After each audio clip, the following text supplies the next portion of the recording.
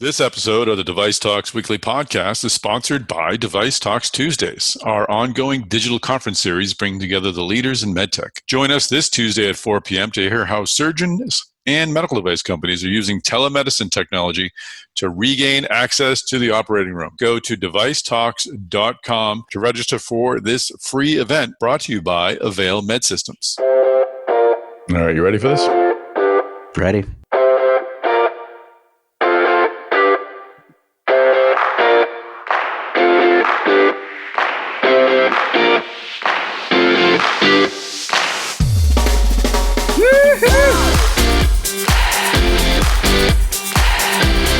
Tom Salemi here. Welcome back to this week's episode of the Device Talks Weekly Podcast.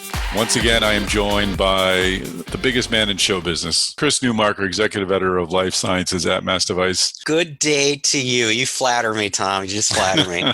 Trying to end this week on a positive note, or some bumps, literal bumps in a car accident over the weekend, and then, of course, told me that, yeah. The bus accident that happened on Tuesday night that involved two presidential contenders. But we'll move beyond that. Yes. And let's move beyond, Tom. I've already forgotten. What happened Tuesday? What was I doing?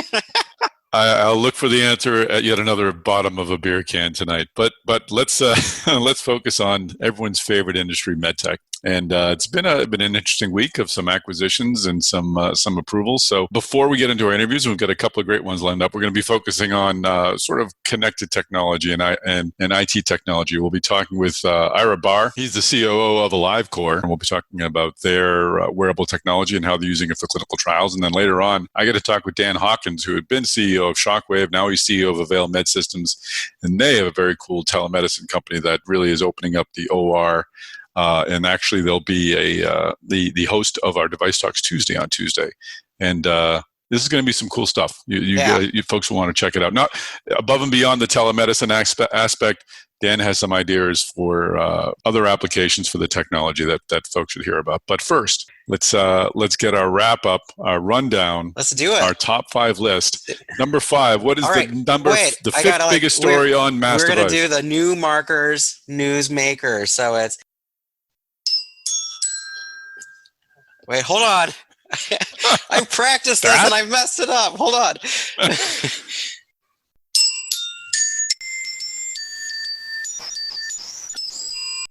That is simply outstanding. That's perfect. Get it? And it indicates that it is time for the Newmarker's Newsmakers. So the Newmarker's Newsmakers for the week. So number 5. We have BD won a CE mark for a 15-minute COVID-19 diagnostic test. So hopefully just another rapid test that we can bring out there, onto the market to, help with the management of the pandemic. So, the more tests, especially reliable tests that we can get out there, the better. Can't have too many of those. Exactly. Number 4. We've got Boston Scientific launched next-gen TAVI system in Europe, the Accurate Neo2 aortic valve system. And TAVR, it's really been dominated in the U.S. by Edwards Life Sciences. Medtronic has been, came in a few years ago, has been competing against them. But Boston Sci has been, trying to get in there with something, more innovative, and it looks like they're kind of moving ahead in Europe. So excellent news. Great. Let's go right to number 3, and then we'll get into our first interview with Ira Bahr of AliveCor. Well, number 3, we've got Coloplast investing $4 million in Francis Medical. And Francis Medical, based in Minneapolis, where I am, they've developed ablation technology that's designed to apply thermal energy that's stored in sterile water vapor to provide targeted treatments to cancerous tissue and procedure that's transurethral. So, kind of like this interesting prostate cancer, treatment tech that Coloplast is interested in, they're investing in. We'll see how things go with that. All right, we'll hit the last 2 Newmarker's Newsmakers after this interview with Ira Bahr, the COO of AliveCor. Well, Ira Bahr, welcome to the podcast. Thanks for having me, Tom. It's an exciting time to be focusing on connectivity technology and sort of bridging that gap between patient and clinician. And I want to talk about some clinical trials that you've been working on and some new tech that can make them move more easily, especially during this COVID era. But I'd love to open up this interview just finding out. I'm sure people have heard about AliveCor, but if you could just take a moment just to explain what you're working on and sort of what's your next exciting project at AliveCor. So it's a great story, and it starts with our founder, Dr. Dave Albert, who around 2011 had this idea that for the first time he would be able to create an ECG wave using a small device connected to a smartphone. And theretofore, no one had ever done such a thing. And that, to get an ECG, you need a patient in a supine position, generally in a clinical environment. There are 10 leads to deliver a 12-lead ECG, 10 electrodes that have to be attached to the patient. And the ambulatory devices, those devices that a physician may give to you if they want to monitor you outside of a clinic, were also filled with wires and adhesives and patches and all kinds of things. And he wanted to find a newer, more modern, advanced way of doing this. And he did a YouTube video in 2011, which ended up catching fire for whatever virality meant back then, which was obviously at a smaller scale. But particularly in the medical and cardiology communities, it became really an immediate sensation. And people just could not believe what they were seeing, which was that it was a device that weighs, less than 20 grams, fits in the palm of your hand, around the size of a stick of gum, and you put your fingers on it, and it delivers a medical grade, FDA cleared electrocardiogram to your smartphone. And then several years later, the company developed, using machine learning technology, the algorithms to be able to actually evaluate those heart rhythms on your smartphone. So that now we can, with an amazing degree of reliability, and the algorithms themselves, of course, have to go through not just regulatory clearance, but also peer review and validation in the field. We can detect atrial fibrillation. We can detect bradycardia, tachycardia, and we continue to work on the AI every day. And today, the product is the most clinically reviewed personal ECG in the world by a long shot. There are nearly 100 studies around the world using KardiaMobile products clinically, and they've been evaluated for a wide range of applications in the care flow. So that's sort of where the company is. And last year, I would add, the product changed dramatically because we went from the ability to evaluate a single lead to a product that's roughly the same size that actually delivers 6 leads of data. And that is just unprecedented. I mean, we went to some of the trade shows when there used to be trade shows. The electrophysiologists and the cardiologists, again, they were as astonished with what we were showing as they were, 8 years before when we showed the single lead. So it really is a 6-lead ECG in your pocket today. How are you getting the KardiaMobile into the hands of patients? Is this a large consumer play for you, or are you really relying upon physicians as the go-between? So our relationship with the cardiological and electrophysiological communities is a key priority for the company, and we've nurtured it and worked on it for nearly a decade. And we think that through research that nearly half the people who have a KardiaMobile product have it because their physician told them it would be a good idea for them to evaluate heart rhythm at home. So the answer is that it's a critical part of the value that we provide is that we work with physicians. And the physicians love having us because it allows them to monitor patients for a wide range of use cases. For a range of things, and it gives peace of mind to their patients. And it's convenient and it's easy to use. The patient acceptance is high. The answer is that we get an enormous amount of business because of physician referral. However, from an economic standpoint, most of our business is because consumers buy it directly. The product is available at CVS and Walgreens and on Amazon and, of course, on our own website. But longer term, we see our product being used in a clinically reimbursed context. Obviously, that's a longer march to get to. So today, we have a very meaningful business, not just in the United States, but in the United Kingdom. We recently launched in India. We are in Korea, a total of 37 countries around the world. That has largely been a consumer business, and the march to reimbursement for our products is a longer one, but we expect to get there soon. Question I typically ask, second or third question is this one: how has COVID impacted your business? Clearly, the need to remain connected is more important, and COVID really did shine a sort of a black light on all the shortcomings of healthcare and medtech, and helped us discover the importance of telehealth in other areas. Has AliveCor benefited from that same wave? I think the answer to this is unfortunately yes. It's a terrible way to see the acceleration of remote healthcare, but clearly, as you certainly know, the pandemic has accelerated and amplified everything that it was inevitable in any case. Like I used to say that, remote healthcare and the delivery of services, diagnostics at home is as inevitable as Uber and as inevitable as Amazon. It was going to happen. What the pandemic did was that it accelerated and amplified and magnified all of those trends. And the result was, for us, an enormous increase in both attention to our product and in our business directly, because you have patient populations that in many cases, they're locked down because of shelter-in-place restrictions, and even where they might have a clinic to go to, they don't want to go to the clinic because the perception was and continues to be that there might be a greater exposure to the virus, particularly in a medical facility. So the result is that the wish of people to be able to monitor certain physiological metrics at home has gone up dramatically, and one of the key ones is electrocardiogram. And what opportunity? And again, we don't want to turn this into a positive conversation about COVID because there's nothing positive about it. So, but that caveat there. What opportunities is that presented for AliveCor and for connected technology when it comes to clinical trials and things like that? Because there are so many areas now that we need to remain connected. We can't not be connected. How does this? What opportunities are there for AliveCor? Well, it's enormous. Essentially, when the pandemic began, most all trials were shut down. There was just no way to do them. People had to go to centralized locations, the extent to which, particularly at the beginning of the pandemic and some of the local restrictions, they were just unable to do. And sponsors and CROs scrambled to be able to find ways to continue as much of what they were doing as possible.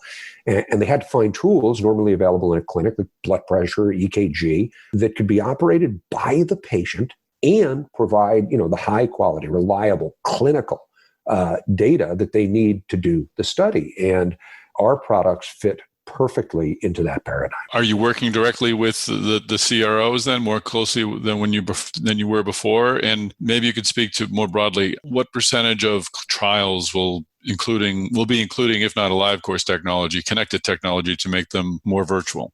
I have less of a view of the entire industry because we're just, a player in it. Mm-hmm. So the industry information with respect to the percentage of trials that will be remote, I would only be speculating on.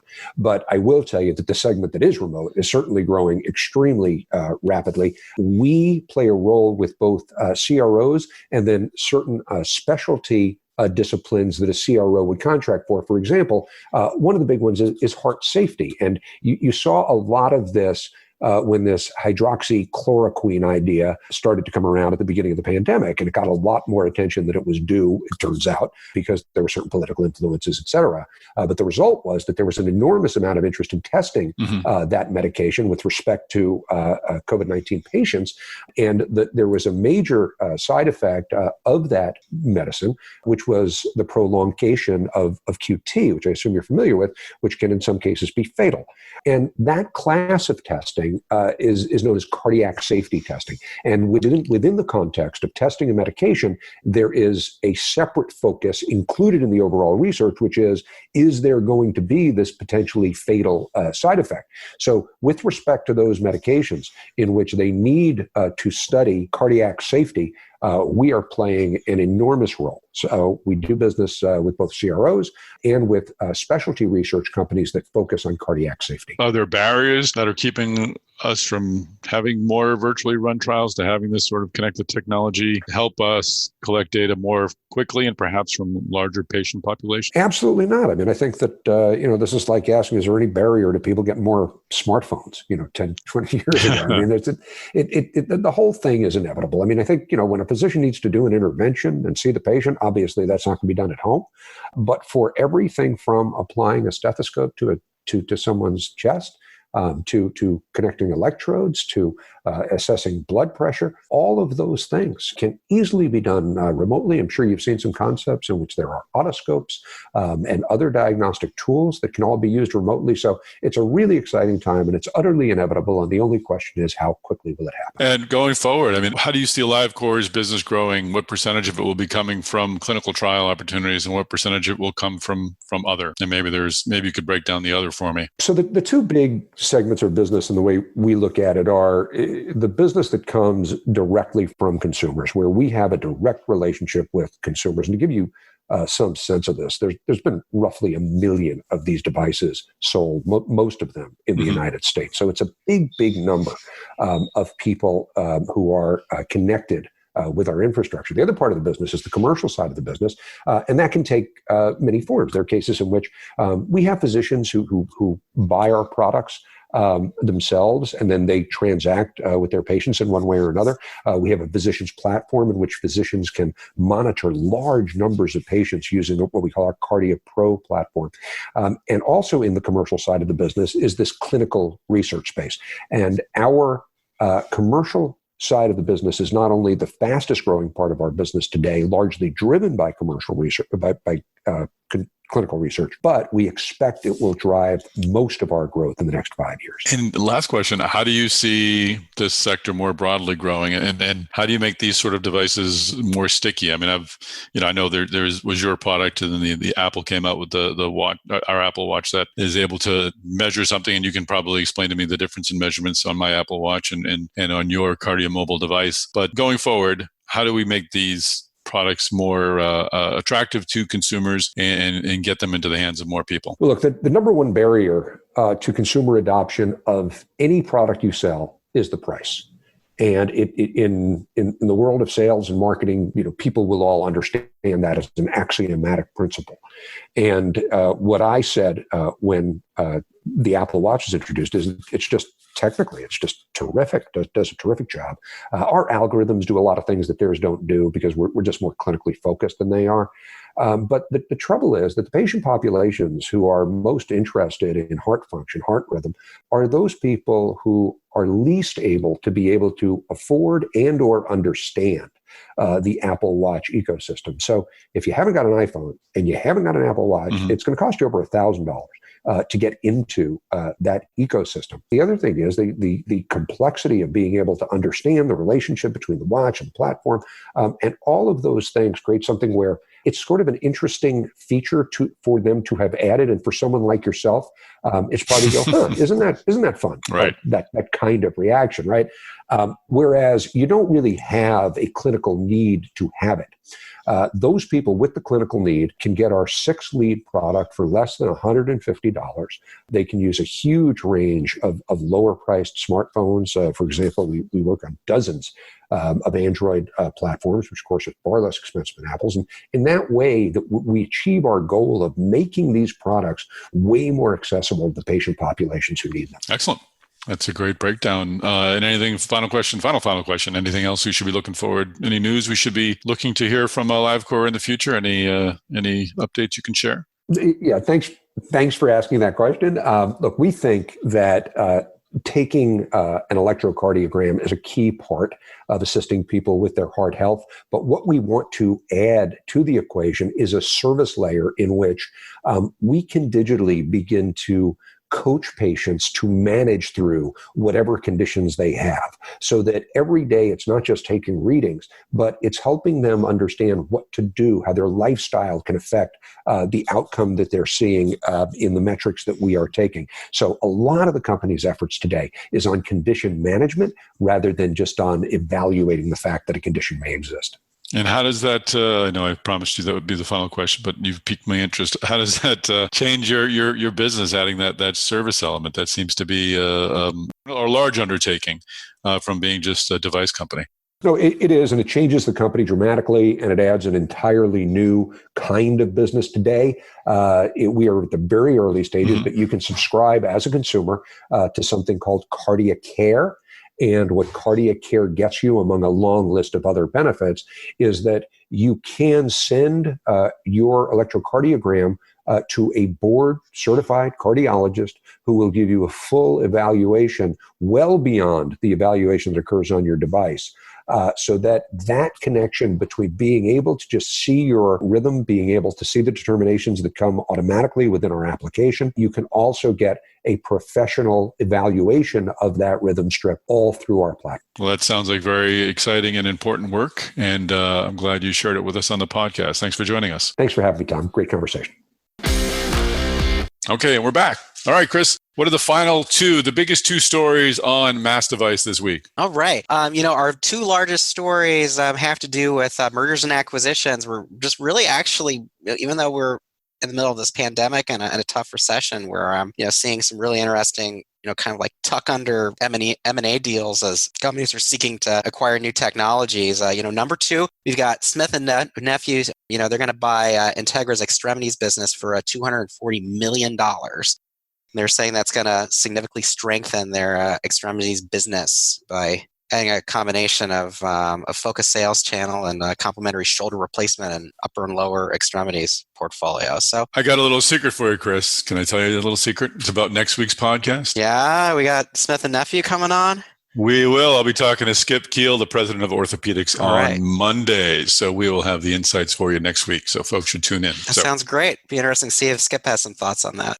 Absolutely. And now, number one, bring it on, boy. Our number one story this week is that Medtronic is going to acquire Avail Medical.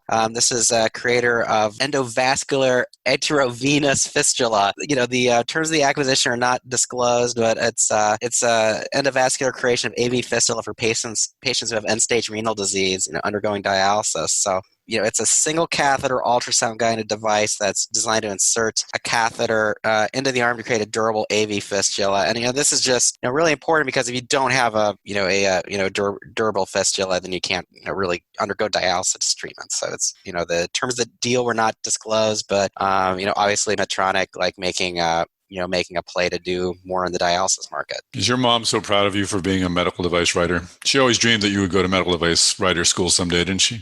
Totally. It really is her dream come true, Tom. Even though she probably, I don't think she's probably like, what do you write about? I think that's a good. This is a good conversation I can have with her. She's like, what is it exactly that you write about? Well, that's a great top five. Now let's get into our keynote conversation of the day where I spoke with Dan Hawkins, the CEO of Avail Medsystems. Let's listen.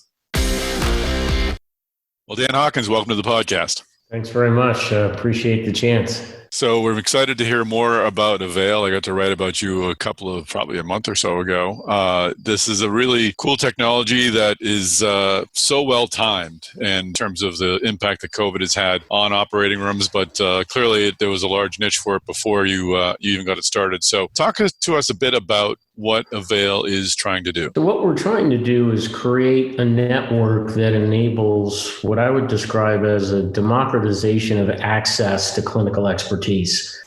Right now, to be able to participate in a procedure, to be able to launch a new medical technology, to be able to train a new medical technique, to be able to provide general training in a given procedure to clinicians that have yet to be exposed, you need to physically be in an operating room or a procedure room. We've developed a technology that enables that through a purpose-built flavor of telemedicine we call procedural telemedicine to enable somebody remotely to have all of the capabilities they would have in being in the procedure room, and then many new ones, including abilities to freeze frames and ability to draw on screens and the like. And that, we think, creates a very rich experience and opportunity to convey medical techniques without actually having to be in the room. So what's led you to, I think the company was already going when you joined, but it was clearly in its very earlier stages, but you had been at Shockwave, you had been a medtech exec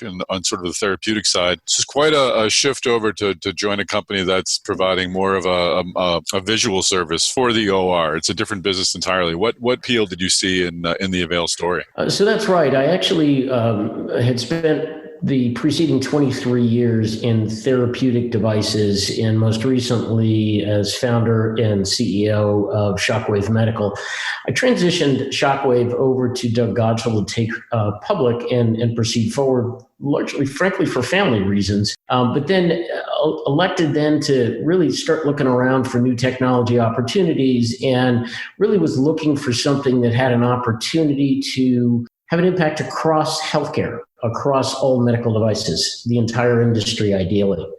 I was introduced to an early stage effort that, as it turns out, is now the underpinnings for what is Avail, but we did in fact have to revamp all of the hardware, had to rewrite all of the software, we had to completely change the business model.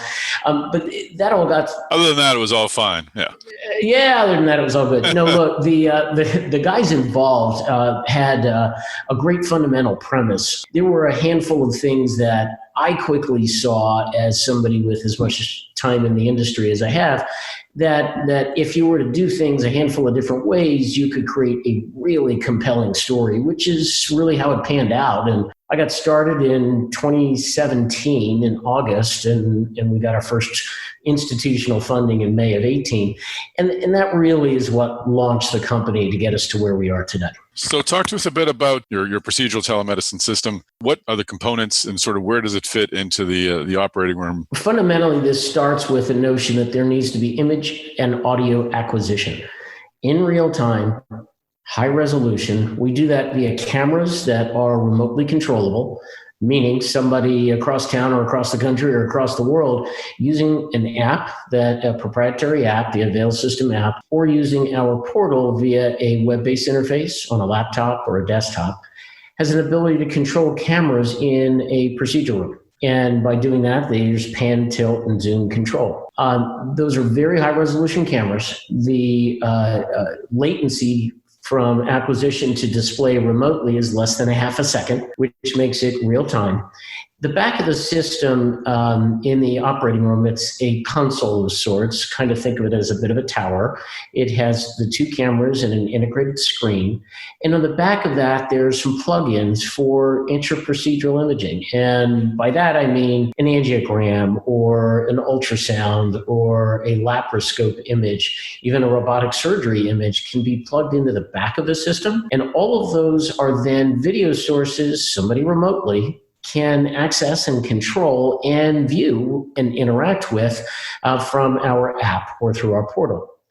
Whatever somebody sees remotely and decides to look at is displayed in real time, again, half a second latency, back in the operating room on our console. So really what we have is an ability for somebody remotely to control a video whiteboard, have a direct real-time conversation with somebody remote, and do that all in a framework that is purpose-built for interactions in medical technology procedures.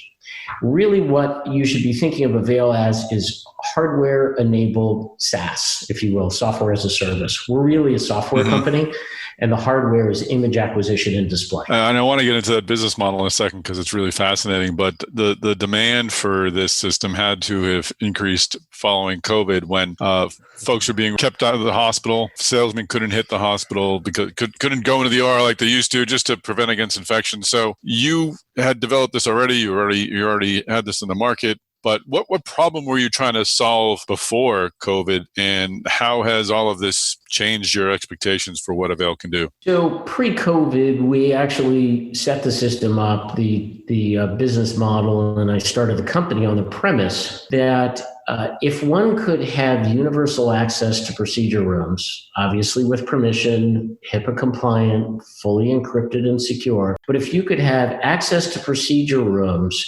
remotely, one could provide technical and clinical expertise in a much more fluid kind of a manner. Today, if you wanted as a salesperson to be in a procedure room at 9 o'clock in the morning on one side of your territory and 10:30 or 11 o'clock in the morning on the other side of your territory, you'd better hope your territory isn't bigger than a couple of square miles, because you're just not going to make it, right?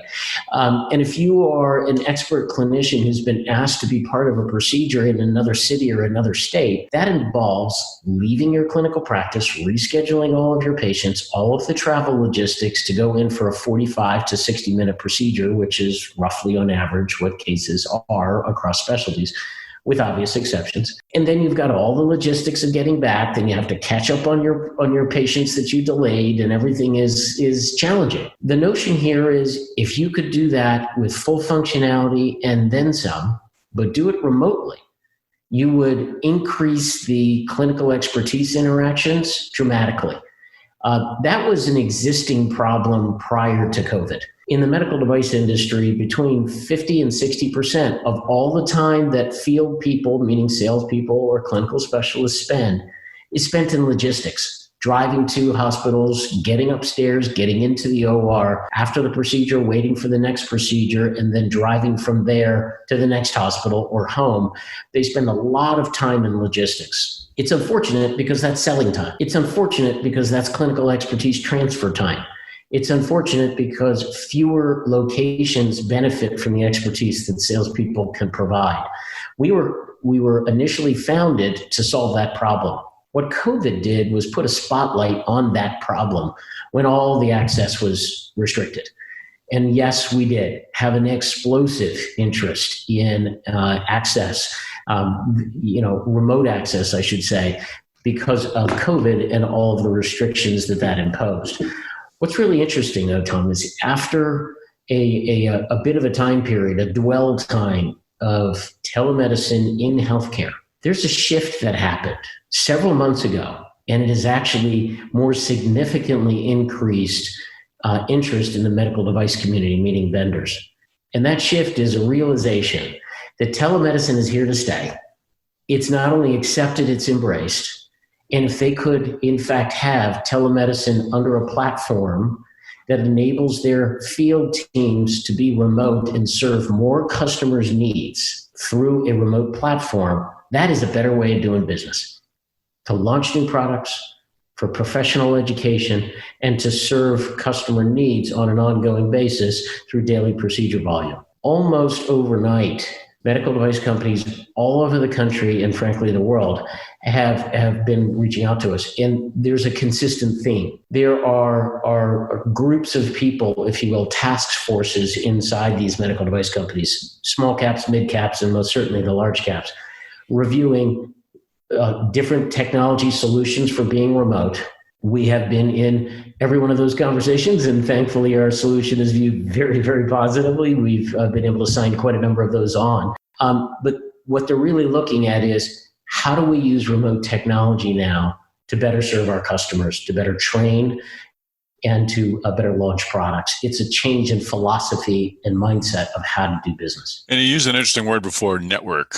And it does seem to be that, because if you get one of your devices into an OR or into a hospital's multiple ORs, that channel belongs not only to one partner like your Smith+Nephew or orthopedics partner, but you can, I imagine, leverage that channel to different medical device companies that want to have access to that operating room at different times. Is that how you view it? That is exactly right. And the way we solve that, Tom, is really two different ways. The first one is we recognize that hospitals are not awash in capital to deploy to buy equipment. It's very, very challenging for hospitals to acquire even fantastic clinical equipment, let alone a piece of equipment that amounts to a way for them to better operate in their efficiency-wise, better operate in their operating rooms and procedure rooms. So from that perspective, that goes a little bit to our business model. We don't charge for the hardware. And by not charging for the hardware, we make it easy for hospitals and ambulatory surgery centers to bring the technology in. But also by not charging for the hardware, we are able to make sure that utilization of it is in fact vendor neutral. By that, I mean, in the first of the morning, it could be a Medtronic procedure, followed by a J&J procedure, followed by an Abbott procedure, followed by a Boston procedure, and every other vendor you can think of. On the same, if you will, cell tower. Kind of think of these consoles as cell towers. And every one of the vendors that is on board with us would have access via the app or the portal to ping the cell tower and be involved in a procedure.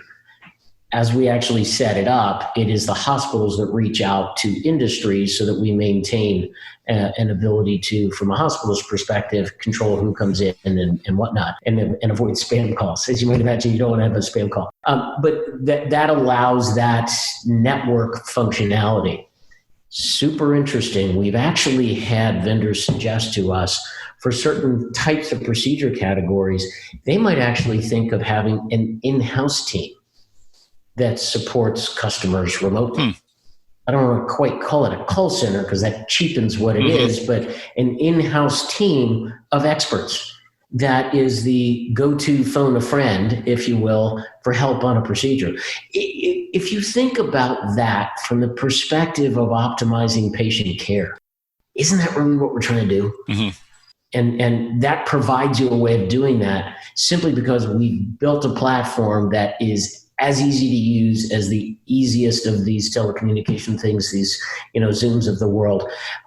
But it has all the functionality you need to be very, very instructive and useful in a medical device procedure. Very cool. Very cool. Well, we will have more questions for you on Tuesday. You're going to be our guest on Device Talks Tuesdays. I've got some ideas and some thoughts that I want to clearly ask you then. And it really is an exciting story. Thanks for sharing it. And thanks for being on the podcast. Thanks very much for the chance and speak with you Tuesday.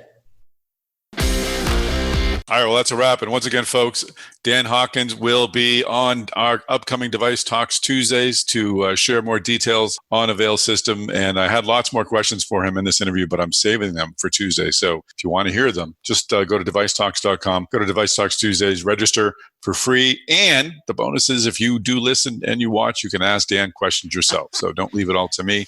Although I am a professional, you folks all have probably better questions than I do. Chris, are you on the social media thing? I can't remember. Oh yeah, I do that a little bit. You can find me around somewhere. I'm on LinkedIn, Chris Newmarker, just like a Newmarker, and I'm on Twitter at Newmarker. Always happy to connect. Awesome. And I am also on the LinkedIn machine. You can find me, Tom Salemi, and I'm on Twitter as well at MedTechTom. And that's a wrap, folks. So you could do us a favor, please, by sharing this podcast, telling your friends. We're getting a lot of great connections on the aforementioned LinkedIn from folks who enjoy the podcast. And I always tell them, thank you for your kind words, but please tell your friends. And we honestly mean it, because the more people who are listening, the more fun we have doing this. So please share this on social media. Tag Chris and I. We'd love to be part of that conversation. Subscribe. That way you ensure you're one of the first people to get this podcast when it comes out on Friday. We don't post it really until over the weekend and on Monday. And finally, again, give us a ranking on your podcast channels. Let us know how we're doing. The rankings help other people find our podcast. That's it, folks.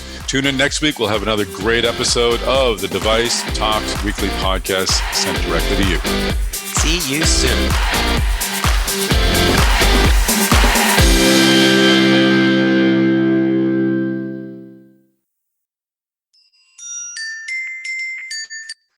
Ah.